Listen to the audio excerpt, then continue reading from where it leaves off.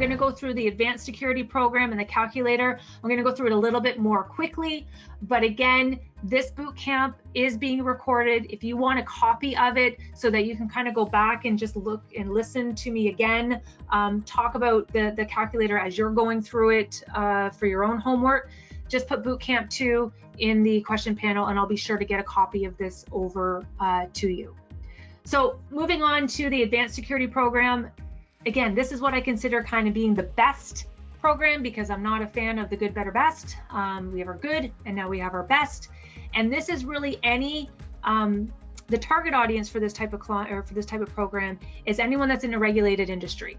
If you have customers that are regulated, they are compliance standards that they have to adhere to, this is the program that they should be rolled in. Because they're the ones that are going to have a more significant breach impact.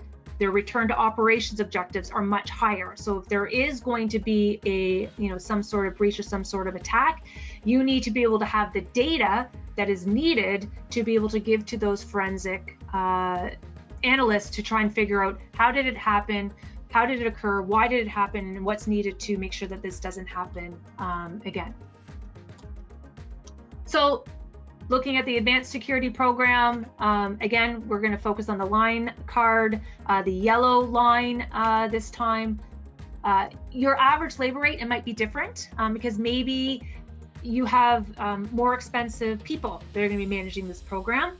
Maybe you have cybersecurity analysts, SOC analysts, because maybe you're using your own SOC as opposed to our N-able MDR.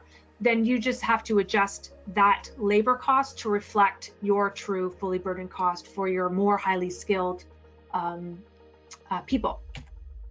So looking at the advanced program, looking at the managed server, the agent column here, this is where you'll see managed server, managed network, managed workstation.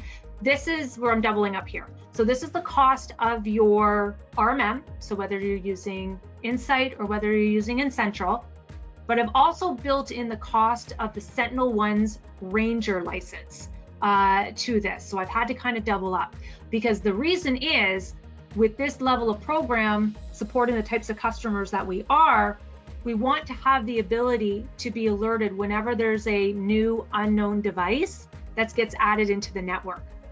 If there's any sort of IoT device, camera system, that type of thing. So because you need to be alerted to this so you can find out whether you're going to approve or block this device from the network. Because again, especially at this level for these types of high risk organizations you're working to protect, you can only protect based on what you know about. And so if there are devices in the network that you don't know about, then that is going to open up risk to both you and your customer. And so we're including the SentinelOne Ranger license to help mitigate this risk. Also, again, on the managed workstation line, if there's an M365 license user cost, we would add that in as well. And then next door, EDR, MDR, other security. Again, I've had to double up, my apologies, but this is where we are including the cost of the SentinelOne EDR, but we're downgrading it to the control license because we no longer need vigilance. We don't need the deep threat hunting because we're adding in the N-able MDR license along with the 365-day data retention cost as well. But again, if you're using a different EDR, if you're using a different MDR product, then just put in those costs as well. These are the costs of our new N-able MDR. Because with the advanced security program, we are taking care of monitoring, supporting threats across the entire network, not just the endpoint, like what the Essentials program is focused on. The Essentials program is really for the endpoint, for the end user. With the advanced security program, we need to be able to monitor cloud services like AWS, Google, Azure. We need to be able to monitor the network traffic. We need to be able to monitor, the firewalls, the VPNs. We need all that data and all that visibility. And so the MDR service provides that. And then the risk assessment, vulnerability management, again, whatever tool sets you are using to deliver that, I don't have a tool set to offer you, so it's zero, but you would put in the cost of your sets for that. Looking at the backup, M365 backup, This is where we are including the M365. We're also including the standby image fee, the recovering costs, because again, this is for our Cove product. So for the server, backing up the server, we're adding in the recovery testing, the standby imaging, so that we have that. And then for the workstation, we're upgrading it from the documents and putting the complete professional workstation license on that, along with the M365 license as well. But again, whatever backup product that you're using, if you're not using Cove, just put in your cost there. Mail protection and archiving, again, same as before, we're putting in our MailAssure, we're putting in our DNS filtering, we're putting in our Passportal, but those are our products. Anything that you have to deliver that service or deliver that feature, you put in your cost. So that gives us our software costs for the servers, the networks, and the workstation. Then we need to move on to the time. So how much time do we need to build into this program? So again, looking at our 3 buckets of labor, our preventative maintenance, our remediation, and consulting. Again, with preventative maintenance, this is all the routine maintenance that we need to do on each of the devices every month. So amend that based on how automated or not as automated that you are.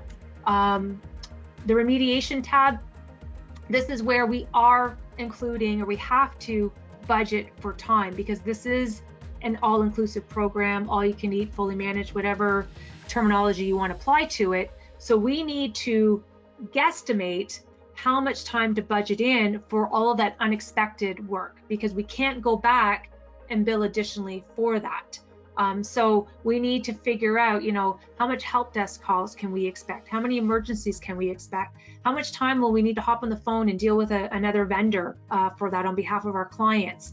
What are any of the small tasks that, our Enable MDR, there's a human intervention piece, so they're going to handle a lot of the work. But if there is kind of a little pieces that have to be left that they can't handle, so they're going to give you their recommendations that you have to go and then implement, we want to build in time for that as well. So this is where you might have to guess, do your educated guessing, but keep track so that when you do future program pricing, you can be a little bit more realistic. Or for this particular customer at renewal, if you knew your pricing estimates were off, you can go back and check the tickets, check the time that you were doing, and you might need to make some adjustments that way.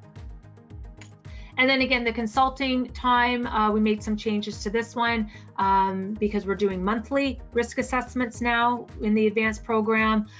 Advanced security training, so this is where I really am seeing you're engaging with a company like Breach Secure now, or you're engaging with somebody like KnowBe4, a company like that, and you're building in their costs into this. And then your quarterly executive review, again, with a customer at this level, we're increasing the level of engagement with them. So we're going to meet with them 4 times a year. So there's going to be some prep and delivery time that we have to factor in as well. And then we have our other costs, but again, we don't have any other costs. There's no other appliances that we need to incorporate in.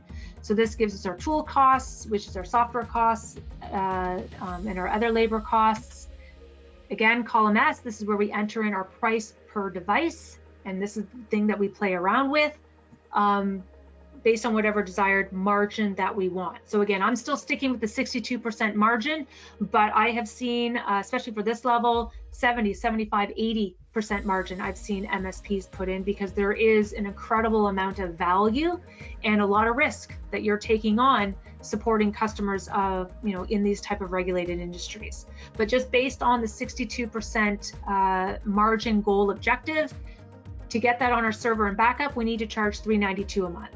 To get 62% on our network, we need to charge a network price of $108. To reach 62% on the desktop, we need to charge a price of $139.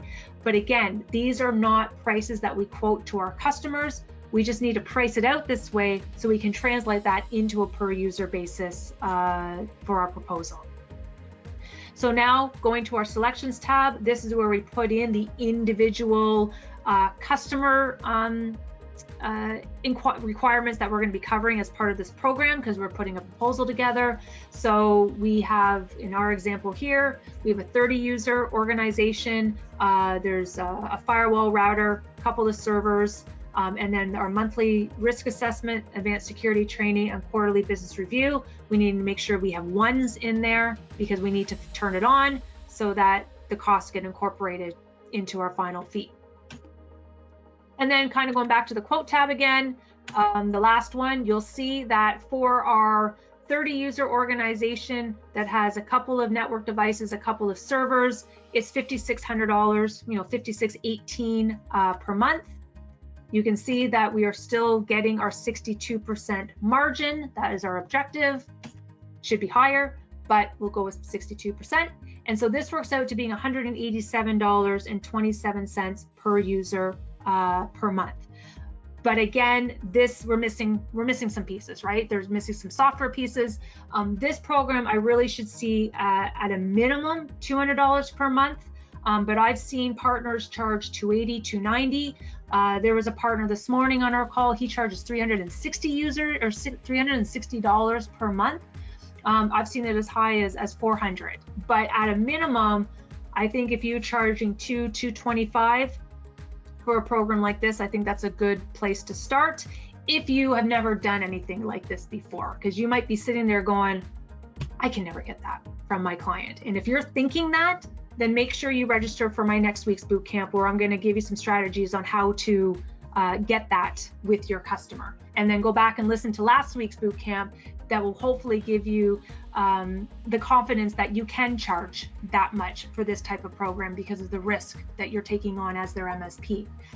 Also, we have just 62% margin in here. As I was mentioning, I think that's kind of low. What I would also attempt to do as a best practice is every time you sell this program to a new customer, the next time that you have to put the quote together, make the margin go a little bit higher. Work to continually increase your charge to your customers so that you can see what the market will bear. So if it's 62% this time, maybe next time you try and get 63% or 64%. Just incrementally every time, raise your prices so that you can really work to increase your average deal size and the MRR that you're generating from your customers every month.